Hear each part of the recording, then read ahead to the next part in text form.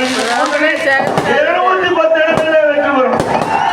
210 இடங்களிலே வெற்றி பெறும். இன்றைக்கு திரு ஸ்டாலின் தலைமையில் அமைக்கப்பட்ட அரசாங்கம் அப்போது 50 மாத காலம் உருண்டு ஓடிவிட்டது. இந்த 50 மாத ஆட்சி காலத்துல பெரம்பலூர் மாவட்டம் கொல்லம் சட்டமன்ற தொகுதிக்கு ஏதாவது ஒரு பெரிய திட்டத்தை கொண்டாந்துக்கிறாங்களா? அதற்கு இந்த தொகுதியில அமைச்சர் வேற, இந்த தொகுதியில அமைச்சரா இருக்கிறார். இந்த வாக்களித்த மக்களுக்கு ஏதாவது ஒரு பெரிய திட்டத்தையாவது கொண்டாந்துருக்கீங்களா? ஒண்ணுமே கிடையாது.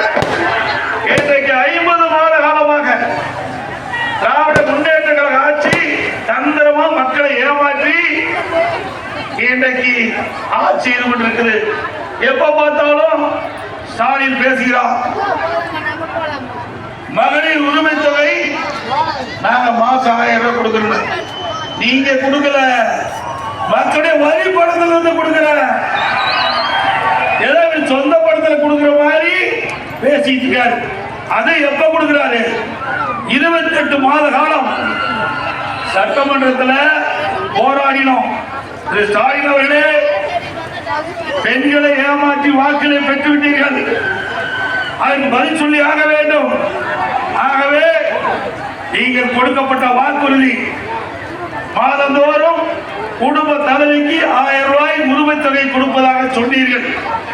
ஏன் இதுவரை கொடுக்கவில்லை என்று தொடர்ந்து சட்டமன்றத்தில் நானும் என்னுடைய சட்டப்பேரவை உறுப்பினர்களும் அழுத்தம் கொடுத்தோம். ஊடகத்தின் வாயிலாக, தொலைக்காட்சியின் வாயிலாக வேண்டுகோள் வைத்தோம், அறிக்கையின் வாயிலாக பத்திரிகையை வெளிப்படுத்தினோம். இப்படி அழுத்தம் இந்த அரசுக்கு கொடுத்த காரணத்தினால்தான் மாதந்தோறும் 1000 ரூபாய் 28 மாதம் கழிச்சுதான் திரு ஸ்டாலின் கொடுத்தார்.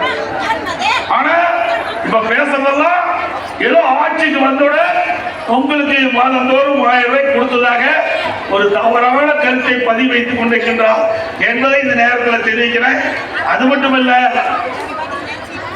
இப்போ விடுபட்டவர்களுக்கு 30 லட்சம் பேருக்கு தருகிறாங்க.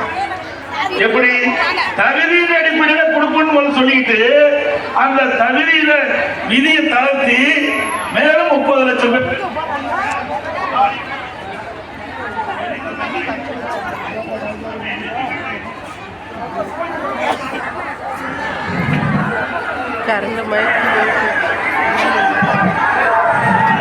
எடுக்குதா?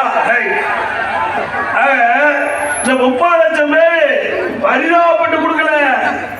அடுத்த ஆண்டு தேர்தல் வர இருக்குது.